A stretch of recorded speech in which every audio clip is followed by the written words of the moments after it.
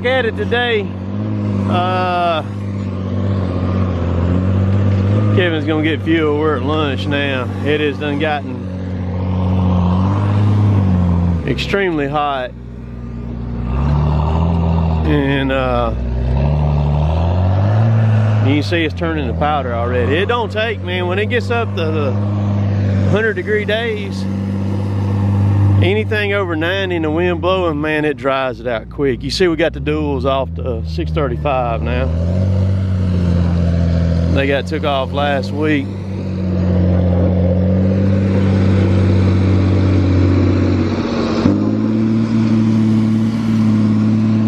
We're going to have to take that machine down, and the four-wheel drive on it is not locking up in the differential, and all that stuff's fixing to have to be gone through on it. Jay's going to do that here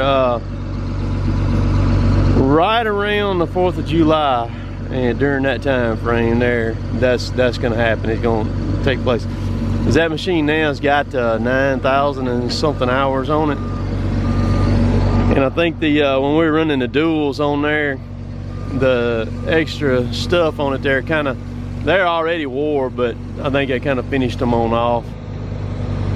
We're still cutting tornado stuff. You can see all the trees down over there. Stuff is turned every which direction. We like about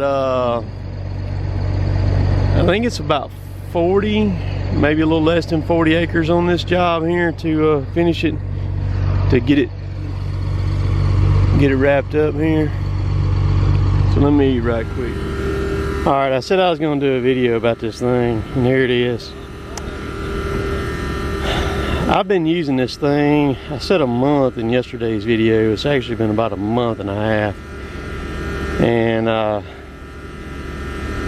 they say that these things are clean. That's just after greasing my machine right there.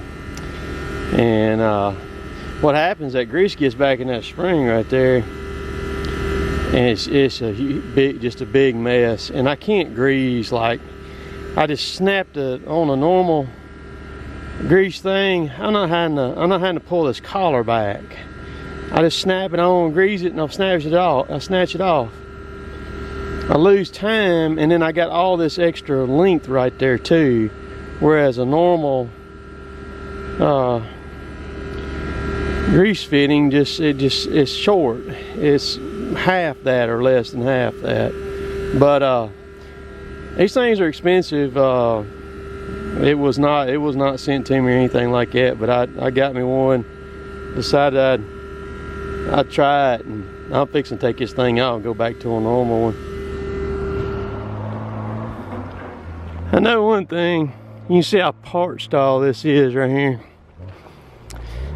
I don't think I'll go off for 10 days like that again in an environment that is 50 degrees different from what I'm accustomed to.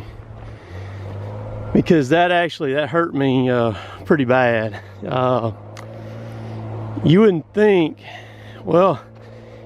that 10 days like that your body would adjust to that fast like that. And let me tell you, it did. Because right now, currently, we are at 98 degrees right now. And the humidity's up pretty bad. I'll get back situated too. Not bad. We got to get this this tornado stuff finished up. See, we got earlier in the video there, we got this over here to cut, and this over here on this side. You can see this here, and you can see it's got a little bit more standing stuff in it, but which is good. And then get off of this stuff right here, get on something else. You can see where we're at right back there in that curve. So like I said, we got to do some work on that one. The plates on differential lock, or not wanting to lock it in where it's positive traction now. So we're gonna tear that thing apart. Y'all won't get any video from that though, because Jay will be doing it while we're off. And then I think tomorrow, while y'all are actually watching this video right here, our new 830, we got to put final drives in it. The thing's got 1,000 hours on it, I think. And I think our other 830, I think we put 5 sets in that machine, the final drives, and 10,000 hours. That's what we put in it. They got Tigercat has got some new final drives, but they're not ready yet, that they're gonna put in later this fall. So we're fixing to change these things out tomorrow and then turn right back around and break the tracks on it again September or something like that, I think. And then my boom on my loader, my boom is cracking on my loader, my main boom. So and it actually started cracking last summer, and I never did say anything about it or nothing like that. We finally fixed it February of this year, and then it started back cracking again. So it don't matter. It doesn't matter what you got, man, whether it's Caterpillar, John Deere, Tigercat, whatever it is, it's all gonna break.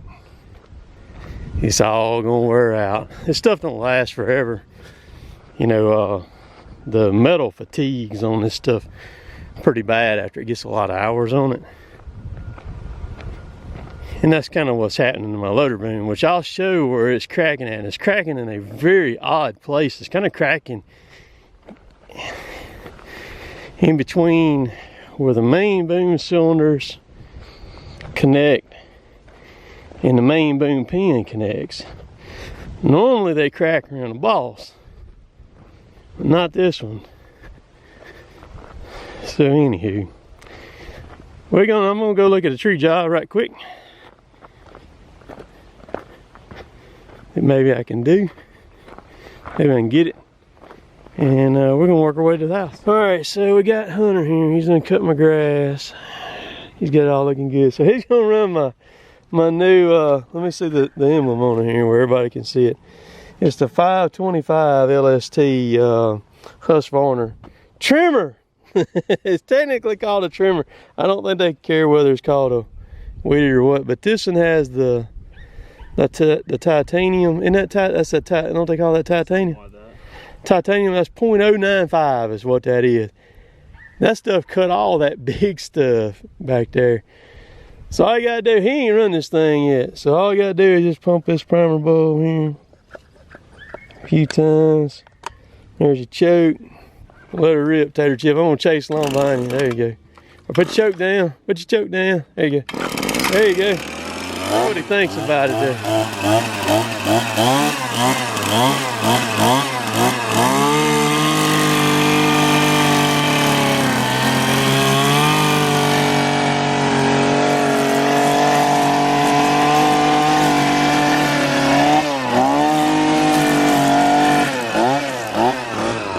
Hunter's the one that I fixed the trailer for him. Did all the work for him on it.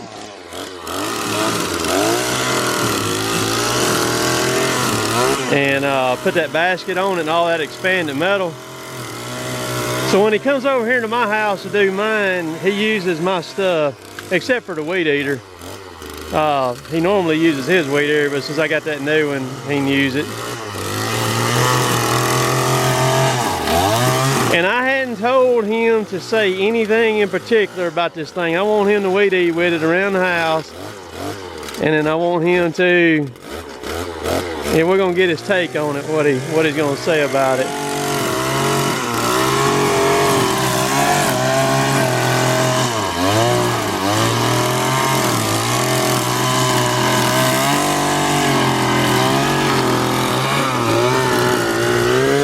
He told me a while ago when I pulled up, he said, look at this, where I put that conduit down right there. You can't hardly tell it no more. He told me, he said, Mr. Tim, He said, I cut your yard today in an hour and 45 minutes. The whole thing on that John Deere zero turn. I mean, everything here at the house and all down at the shop down there. I gotta move, man. He's killing me with stuff flying over here on me.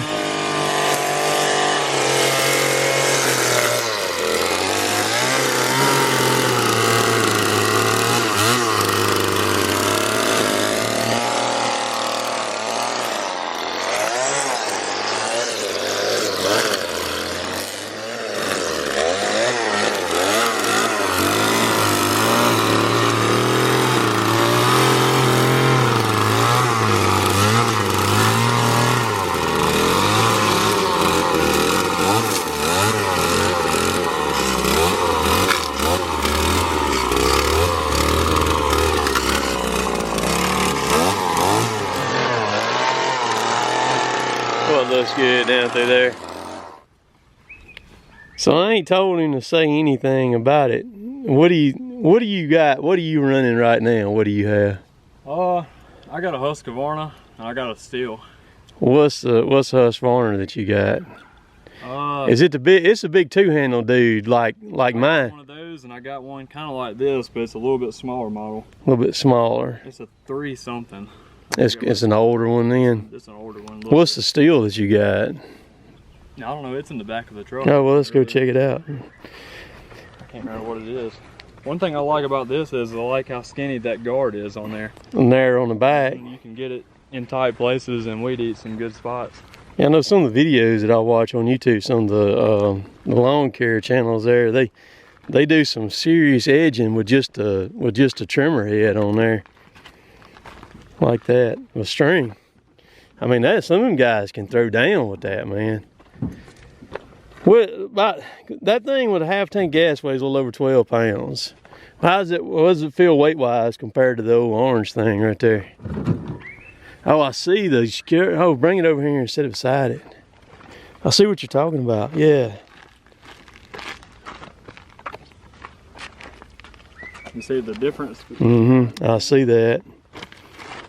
They got the same, they're about the same length shaft. It's the head and the head pod and everything. What's that one? That's a FS 111 RX. Let's see. Grab it right there.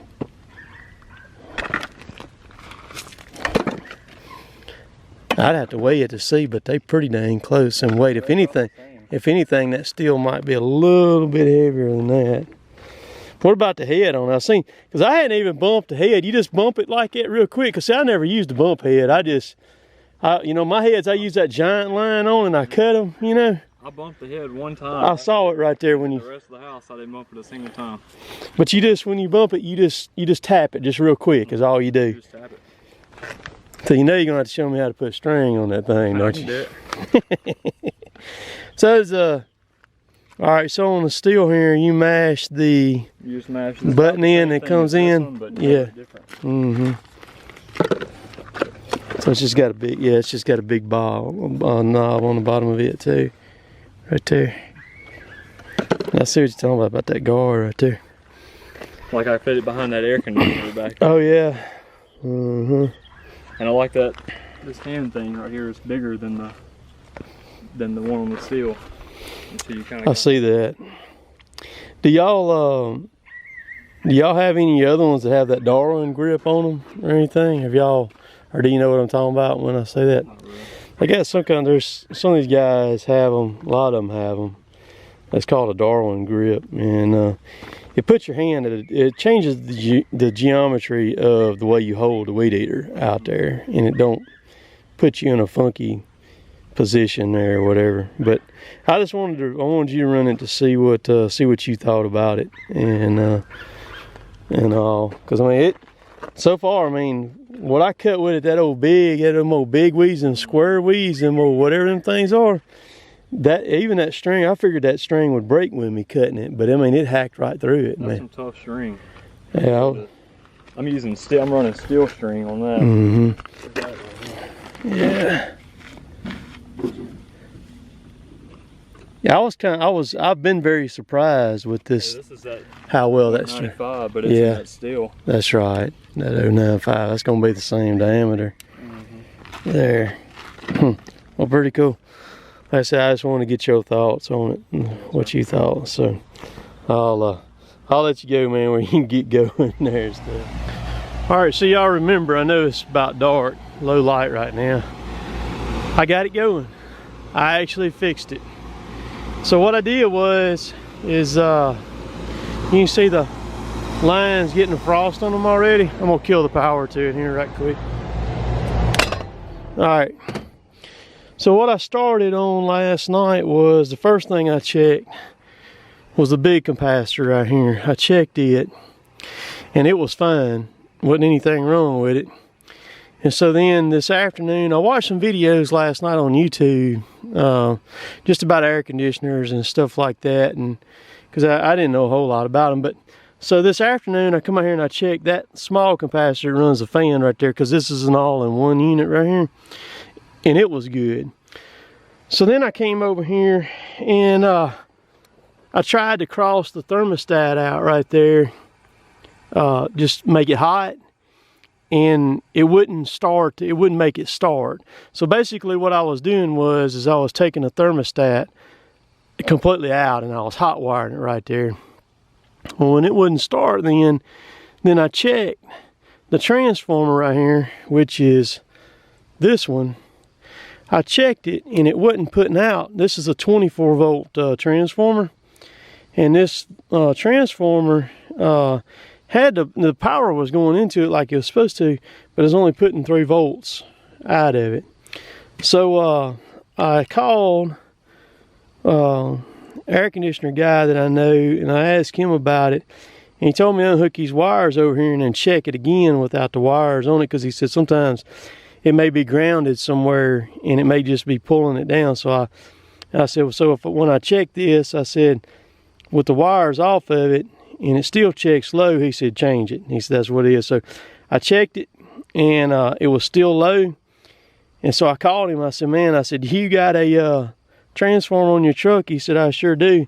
So he met me up here at the church right quick. He was on his way home anyhow. And so he gave me one. I tried to buy it from him, but he had one he'd taken off another unit. So I threw it in there real quick, and I checked it, and it was putting out. This one right here actually puts out 28 volts is what it puts out right there. So I put it in. It bolts right there. Sorry about that. I'm going crazy. I'm a little excited because I was able to fix this myself. So that was pretty cool. Between YouTube and one phone call, I fixed it myself. So I put the the transformer in, got it in. Always remember, Sharpies are your friends, in your phone, your camera on your phone, to take pictures like where these wires are. So what I did was I marked where all the wires went on this one right here, so I'd remember. And so after I put all the wires on it where they went back, I went in there and cut the thermostat on, and that joker smoked right off. So I'm happier than a puppy with 2 peckers right now, son, let me tell you. So I'm fixing to put all the stuff back on it here right quick. Big shout out to my Fluke test meter right there. She got it done for me again this evening right here, boys. Yes sir, yes sir. So let me put all the cosmetic stuff back on. I got to mount the transformer up and we will be good to go. So I finally got smart there before I started putting them panels on. I remember I had these Milwaukee nightlight right there. I actually bought that thing before they ever started sending me stuff. But that's a handy dude right there, no joke. So I got it all put back together. Got the sides all on it, top all on it here, and she's running. Let me close the breaker over here. Shut it.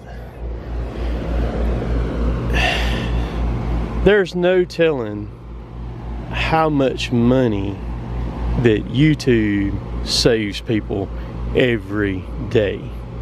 No telling.